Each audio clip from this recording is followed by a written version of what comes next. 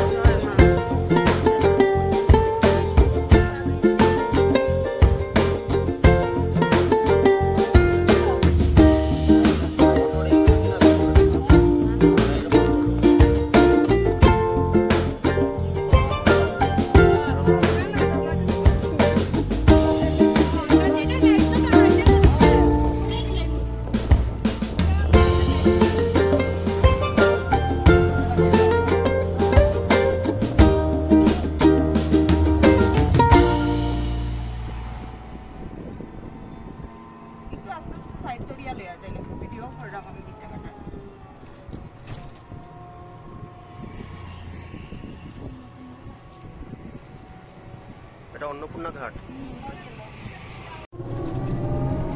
Hello viewers, আমরা এখন দুধপাতিলে যাচ্ছি শিলচরে।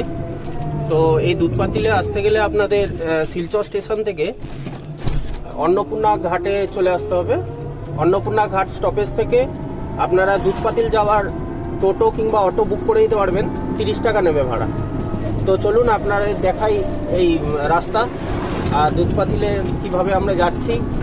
ওখানে গিয়ে আরও অনেক কিছু দেখাবো। খুব ঐতিহাসিক প্লেস ওটা আর খুব প্রসিদ্ধ, সবাই যায় এখানে, তাই জন্য আমি এই ব্লগটা দিচ্ছি, আপনারা দেখতে থাকুন।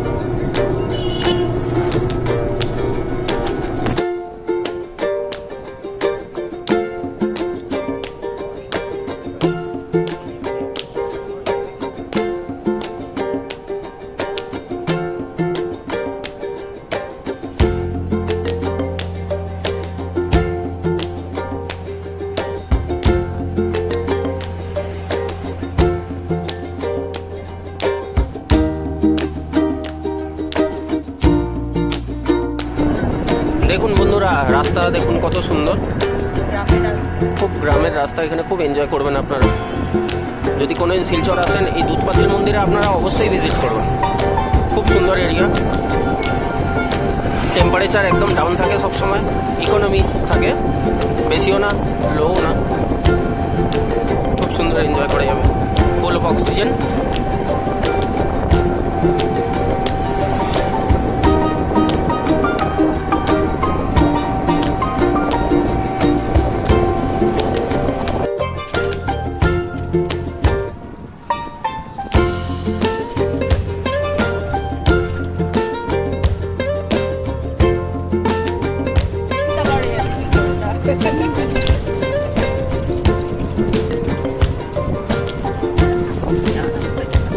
এইগুলো ভালো হয়। মন্দিরে গিয়ে বুঝতাম বা মন্দিরে যা শুনতে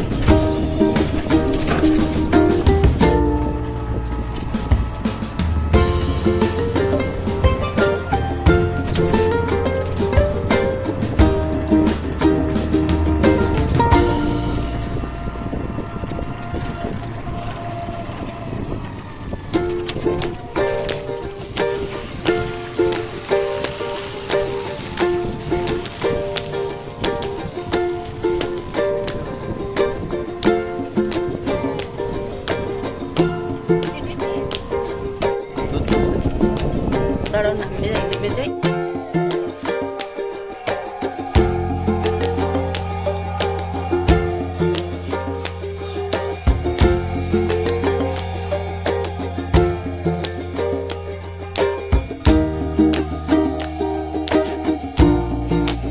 দেখুন বন্ধুরা, আমরা চলে এসেছি দয়াময়ী কালীবাড়িতে। এটা দুধপাতিলে। আমরা এতক্ষণ ধরে আসছিলাম, যেখানে আমাদের ডেস্টিনেশনে আমরা পৌঁছে গেছি। তো আমি আরও ঘুরিয়ে দেখাচ্ছি মন্দিরটা, আপনারা অবশ্যই আসার চেষ্টা করবেন। খুব শান্ত নিরিবিলি জায়গা।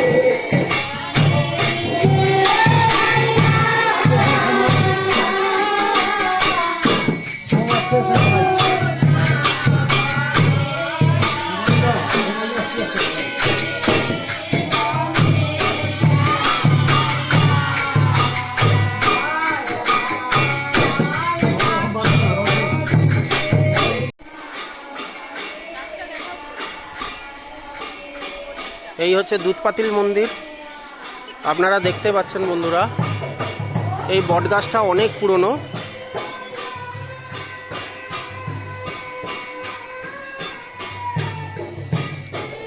এখানে মা দক্ষিণ কালিকা বিরাজ করেন, আর ইনি হলেন ওম শ্রী শ্রী শঙ্করানন্দ ভৈরব। এই বাবা এখানে সিদ্ধ হয়েছেন দক্ষিণ কালিকা নিয়ে। এটা এনার সমাধিস্থ স্থল।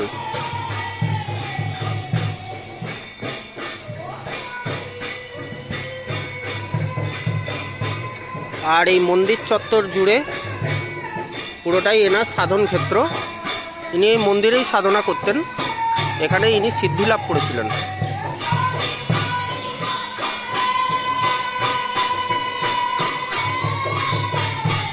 এখানে শোনা যায় সবাই মনস্কামনা সিদ্ধ হয়।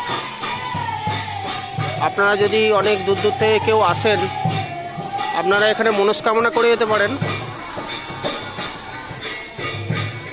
পূরণ হলে এসে আবার এখানে পুজো দিতে হবে আপনাদের। এই মায়ের দোয়ায় অনেকে তাদের জীবনে অনেক কিছু লাভ করেছেন।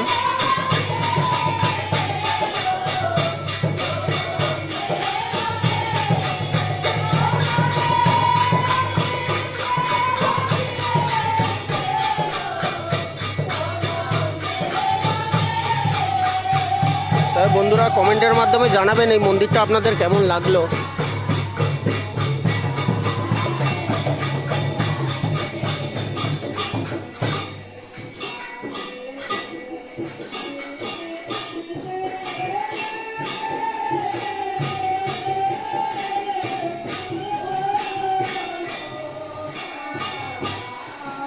এত সুন্দর গ্রামের মধ্যে এত সুন্দর মন্দির প্রথমে ভাবা যায়নি, তারপরে আমি দেখে অবাক হয়ে গেলাম। খুব সুন্দর মন্দিরটা।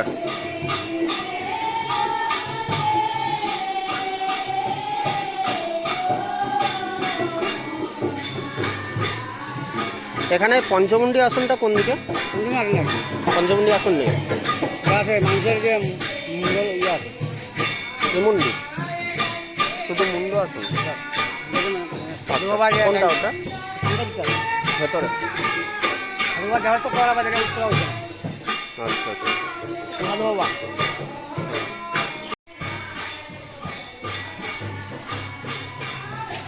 দেখুন বন্ধুরা, এটা ভৈরবের স্থান।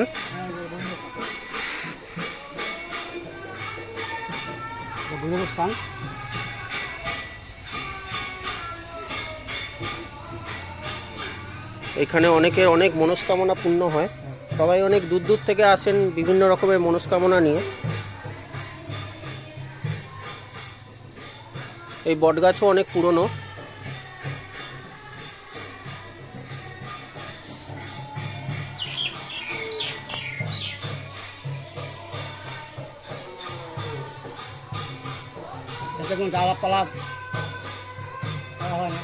তো দেখতে পাচ্ছেন বন্ধুরা, আমি এখন চলে এসেছি দুধপাতিল মন্দিরে। আমার সাথে একজন ঠাকুরমশাই আছেন, ইনি আপনাদের একটু বলবেন এই মন্দিরের ব্যাপারে। আপনারা শুনতে থাকুন, ভালো লাগবে আপনাদের। এটা হলো সাধু বাবার স্থান, ভৈরবের। সাধু বাবা স্থাপিত করছিলেন। সাধু বাবা যাওয়ার তো কাল আছে 30 বছর হয়ে গেছে। এই মন্দিরটা কত বছর পুরনো হবে? 50 বছর। 50 বছর পুরনো। 50 বছরের পুরনো এই মন্দির। সাধু বাবা যাওয়ার তো কাল 30 বছর হয়ে গেছে। কতদিন হয়েছে সাধু বাবা? 30 বছর। 30 বছর হয়ে গেছে সাধু বাবা যাওয়ার তো কথা দেহত্যাগ করেছেন, সমাধিস্থ হয়েছেন অ্যাকচুয়ালি। সমাধি আছে।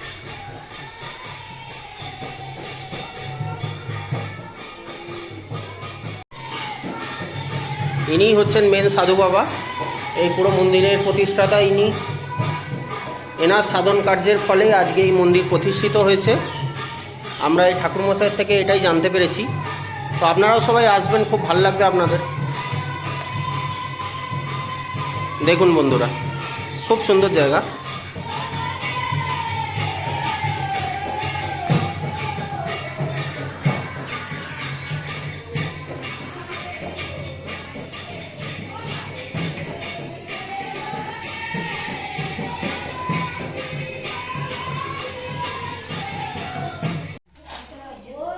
এটা কপাল পাত্র সাধু বাবার। সাধু বাবা এখন ইটালি নেশা পাত্র খাচ্ছেন। এটা হচ্ছে সাধু বাবার কপাল পাত্র, যেটা উনি সাধনা করতেন।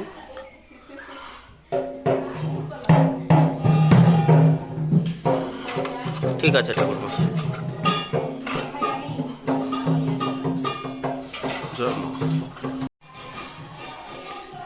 বন্ধুরা, এটা দেখতে পাচ্ছেন শঙ্করানন্দ ভৈরব মহারাজের এটা যজ্ঞক্ষেত্র ছিল। উনি এখানে নিয়মিতভাবে যজ্ঞ করতেন অনেক দিন ধরে। উনি যতদিন এখানে ছিলেন ততদিন এটা ওনার যজ্ঞস্থান ছিল।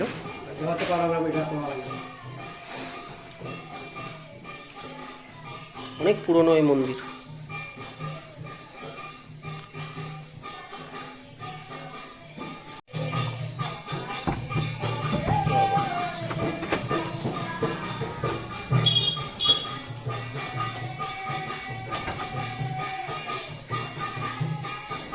তো বন্ধুরা, পুরো ভিডিওটা কেমন লাগলো আপনাদের কমেন্টের মাধ্যমে অবশ্যই জানাবেন, আর চ্যানেলটি সাবস্ক্রাইব করবেন এরকম নিত্য নতুন আরও ভিডিও পেতে।